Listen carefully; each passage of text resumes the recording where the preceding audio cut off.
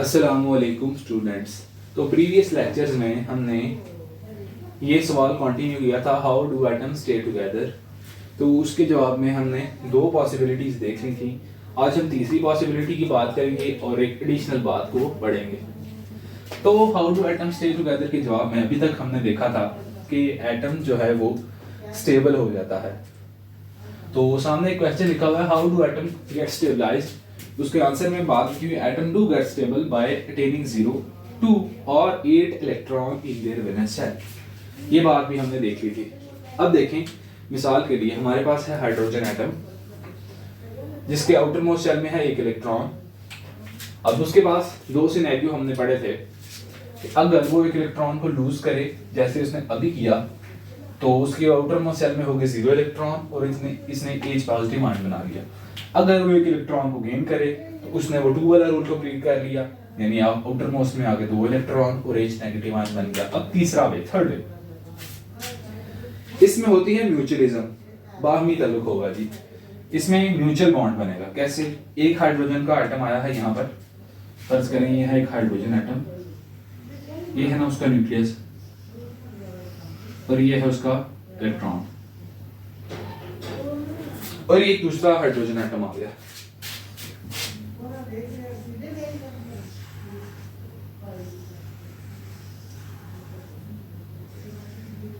ऐसे, और ये दोनों आपस एक दूसरे के करीब आए हैं जी।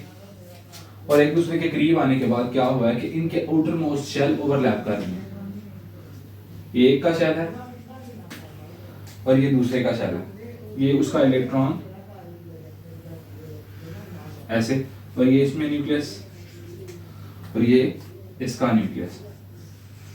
अब देखें हुआ क्या है, दो एटम है, एक दूसरे के करीब आए हैं, अब वो ओवरलैप कर रही है। यानी अगर आप इस वाले एटम की बात करें तो देखें ये वाला जो ग्रीन वाला इलेक्ट्रॉन है ये भी इसके शेल में ही आ चुका हुआ है। तो देखें इसके शेल में फिर 2 इलेक्ट्रॉन हो गए।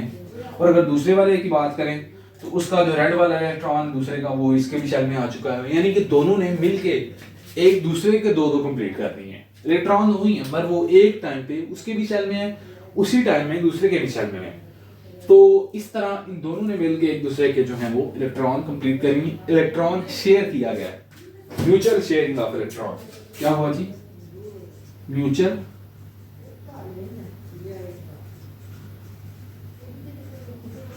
Sharing of electron. Mutual sharing of electron हुई है जी इस केस के अंदर, और अब बॉन्ड बन गया जी। तीसरा वे था एटम का स्टेबल होने का। 3 वे हमने देखे हैं। पहले वे में वो लूज कर देता है, फिर वो गेन करता है, और तीसरे वे में वो जो है वो एक्सेप्ट करता है। अब हमने लास्ट लेक्चर में एक बात तो पढ़ ली थी कि कौन से एटम इलेक्ट्रॉन गेन करते हैं, कौन से एक्सेप्ट करते हैं। अब उस बात को ही हम लेकर आगे आज चलते हैं।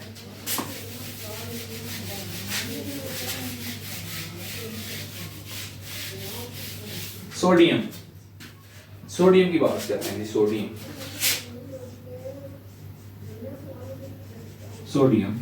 सोडियम जो है वो 1 A का मेटल है, 1 A का मेटल है। ये 1 इलेक्ट्रॉन लूज करता है और पॉजिटिव मेटल आयन बनाता है। ये बात हमने पढ़ी थी। चलें आज इसका हम आउटर मोस्ट शेल बनाते हैं, मतलब मुकम्मल एटम ही बनाते हैं। तो सोडियम के अंदर होते हैं 11 इलेक्ट्रॉन, यानी नंबर ऑफ प्रोटॉन है इसके अंदर 11, न्यूट्रॉन इसके अंदर होते हैं 12।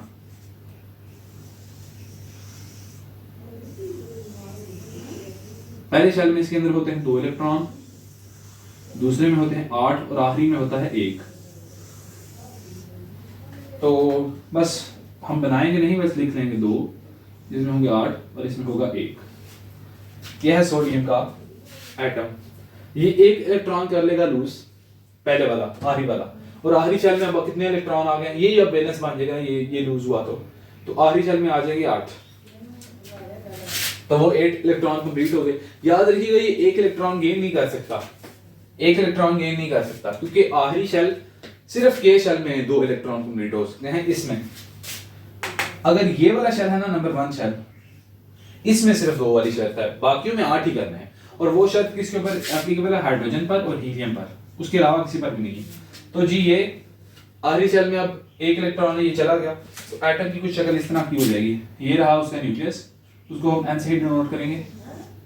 ये उसका पहला शेल है और ये उसका आखिरी शेल है। पहले में फिर कितने हो जाएंगे? 2 और आखिरी में 8। आखिरी में इसने 8 कंप्लीट कर लिए, लेकिन एक मसला भी हो गया, इलेक्ट्रॉन प्रोटॉन इम्बैलेंस हो गया। देखिए प्रोटॉन 11 है, इलेक्ट्रॉन रह गए 8। प्रोटॉन पॉजिटिव चार्ज था, पॉजिटिव चार्ज 11 हो गया और नेगेटिव चार्ज रह गया 10। तो 10 में से 11 में से 10 निकालने 1, यानी सोडियम के ऊपर 1 यूनिट पॉजिटिव चार्ज आ गया, Na प्लस बन गया। सोडियम के साथ ऐसा हुआ है। जबकि एक, अब ये हमने इतना पढ़ लिया, अब हम एक और एटम की बात कर रहे हैं जिसका नाम है क्लोरीन। क्लोरीन के पास जी 17 इलेक्ट्रॉन होते हैं और ये ग्रुप 7A का मेंबर है, 7A। चलिए इसका न्यूक्लियस बनाते हैं। तो इसके न्यूक्लियस में जो है वो जी प्रोटॉन की तादाद होगी 17, न्यूट्रॉन की तादाद भी होती है 17, सॉरी 18 होती है जी, 18। पहला शेल, दूसरा शेल और तीसरा शेल। पहले शेल में जी इसके होते हैं 2 इलेक्ट्रॉन, दूसरे में 8 और तीसरे में होते हैं 7। फर्ज करें जो इलेक्ट्रॉन इसने लूज किया था, एक जो इलेक्ट्रॉन इसका चला गया था वो इसने एक्सेप्ट कर लिया। अब 7 थे तो आखिरी में 1 जमा करें, कितने हो गए? 8। अब इसके अंदर इस वो वाला इलेक्ट्रॉन जो कि सोडियम ने लूज किया था वो क्लोरीन के पास आ गया। अब सोडियम के ऊपर पॉजिटिव चार्ज आ गया। अब देखिए इसके पास इलेक्ट्रॉन कितने हो गए? 8 और 8 16, 16 और 2 18 इलेक्ट्रॉन है। प्रोटॉन कितने हैं? 17 प्रोटॉन है, 18 इलेक्ट्रॉन है, यानी 1 यूनिट क्लोरीन के ऊपर नेगेटिव चार्ज आ गया। अब ये आयन कौन सा बन गया? Cl-। अब नेक्स्ट बोर्ड पे एक पॉजिटिव आयन है, एक नेगेटिव आयन है और चार्ज भी 1 यूनिट कम है। ये एक दूसरे को अट्रैक्ट करेंगे, ये उसको अपनी तरफ अट्रैक्ट करेगा और ये उसको अपनी तरफ अट्रैक्ट करेगा।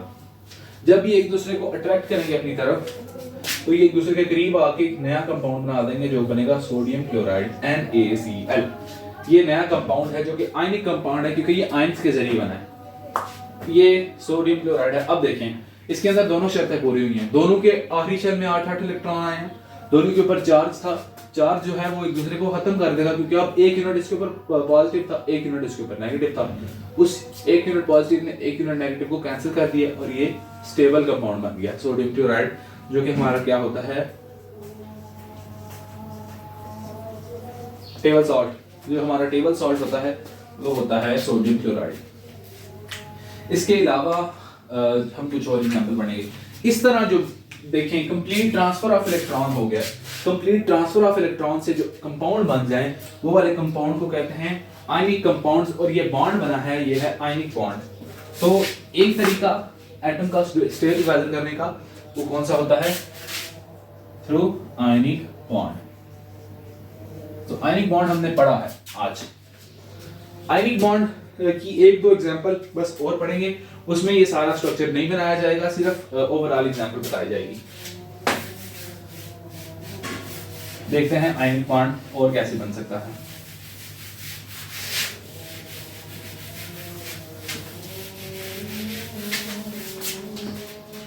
एक बात आयनिक बॉन्ड के लिए आप याद रखिए कि हमेशा ही मेटल्स का नॉन मेटल के साथ बनता है, कभी नॉन मेटल के साथ नहीं आयनिक बॉन्ड बनाती। मेटल का नॉन मेटल के साथ, एक मेटल होता है दूसरा नॉन मेटल होता है, एक इलेक्ट्रॉन गेन करता है दूसरा लूज करता है और जो फिर बाद में स्ट्रक्चर बन जाते हैं वो एक दूसरे के साथ रहना स्टार्ट कर देते हैं। अब हम एक और नमक की बात करते हैं, एक और सॉल्ट की बात करते हैं जो कि है magnesium chloride MgCl2। Magnesium 2A का मेंबर है, यानी 2 इलेक्ट्रॉन लूज करेगा तो बनेगा Mg2+। जबकि क्लोरीन जो है वो 1A का मेंबर है, तो एक क्लोरीन 1 इलेक्ट्रॉन लूज करेगा, 2 क्लोरीन है जी। देखें ओवरऑल क्लोरीन के ऊपर 2 यूनिट माइनस चार्ज आ गया और इसके ऊपर 2 यूनिट पॉजिटिव, तो ये भी एक दूसरे को कैंसिल कर देंगे। तो दो, एक Mg है, एक Cl है और एक Cl है, ये बैलेंस हो गया। अब Cl 2 है तो एक ही दफा लिख लेंगे Cl2। इस तरह मैग्नीशियम क्लोराइड बन जाता है। इसी तरह ही एक और सॉल्ट की एग्जांपल देख सकते हैं, एल्युमिनियम ट्राइक्लोराइड AlCl3 या एल्युमिनियम क्लोराइड। इसमें एल्यूमिनियम 3 इलेक्ट्रॉन लूज करता है तो वो 3 यूनिट पॉजिटिव चार्ज आ जाता है। क्लोरीन 3 ही आएंगे यहाँ पर भी, एक एक इलेक्ट्रॉन लूज करके, तो ये आपस में मिल जाएंगे, तो AlCl3। Aluminium nitride AlN, nitrogen 3 electron accept करेगा यानी Al3+ बन जाएगा और N3- हो जाएगा, तो ये एक दूसरे को चार्ज जो है वो सेम है, कैंसिल हो गए, AlN। एल्यूमिनियम नाइट्राइड इस तरह बनते हैं आयनिक कंपाउंड, आयनिक बॉन्ड के जरिए। ये जो बॉन्ड बना है ये आयनिक बॉन्ड है। आयनिक बॉन्ड के कुछ करैक्टर ये हैं जो कि हम अपनी समरी में लिखेंगे। सबसे पहले ये बनता है सॉल्ट्स में, फिर वेरी स्ट्रॉन्ग बॉन्ड,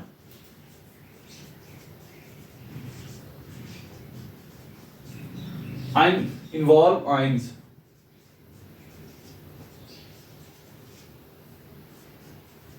फिर इसको इलेक्ट्रोवैलेंट बॉन्ड भी कहते हैं।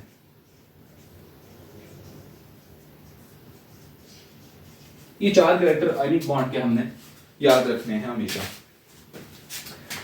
ये आयनिक बॉन्ड के बारे में था, आयनिक बॉन्ड कैसे बनता है, और आयनिक बॉन्ड जिन कंपाउंड पे होता है वो सॉल्ट होते हैं, बड़ा स्ट्रॉन्ग बॉन्ड होता है, उनके हाई मेल्टिंग और हाई बॉइलिंग पॉइंट होते हैं। नमक जो है वो सॉल्व हो जाता है पर वो जो है वो पिघलता नहीं है इतनी जल्दी। नमक का अगर आप मेल्टिंग पॉइंट लेना, एक मिसाल भी हम दे सकते हैं। एक बीकर लें,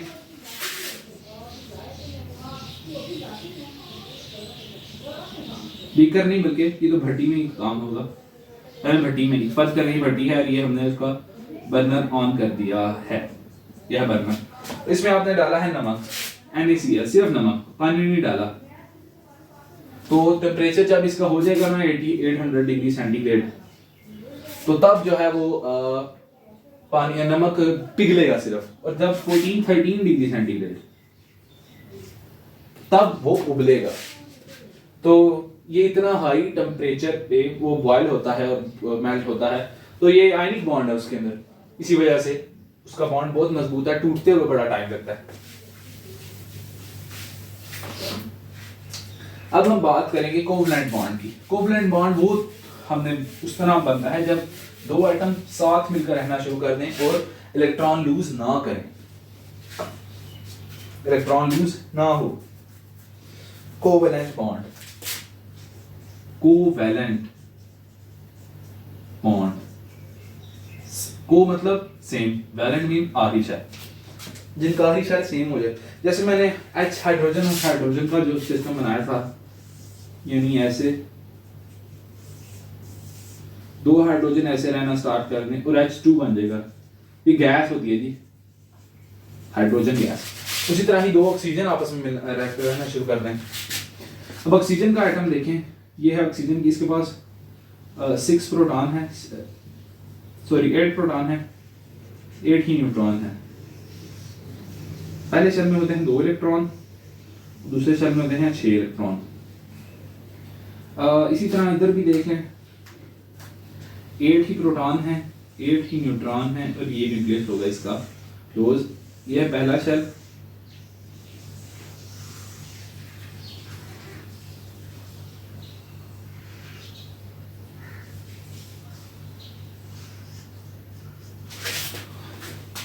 अच्छा जी, पहले शेल में मैंने बताया था 2 इलेक्ट्रॉन होंगे, इसमें भी 2।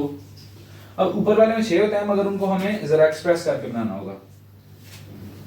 फर्ज करें 2 इधर आ गए, 2 इधर आ गए और 2 इधर हैं, 6 इसमें आ गए, 6 ही इसमें है, 2 इधर, 2 इधर, 2 इधर, 2 इधर नहीं बल्कि 2 ये वाले 2 के सामने।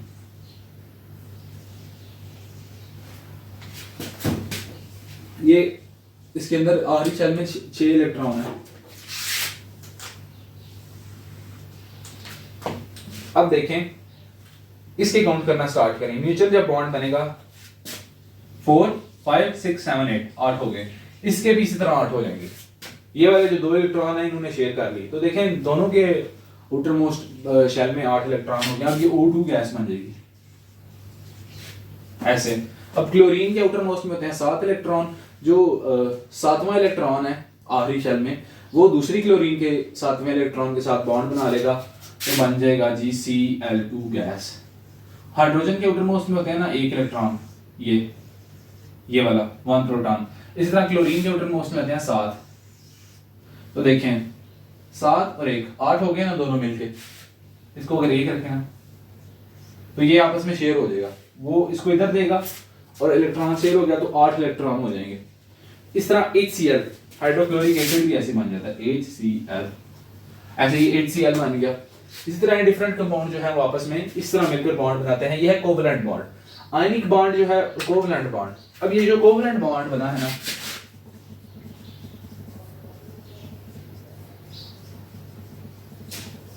ये वीक बॉन्ड है, ये मोस्टली गैसेस में होता है, मोस्टली गैसेस, ज्यादातर गैसेस होती है, मोस्टली मैं लिख रहा हूं, लाजमी नहीं है। और इसके अलावा इनके लो मेल्टिंग पॉइंट होते हैं, लो मेल्टिंग लो बॉइलिंग।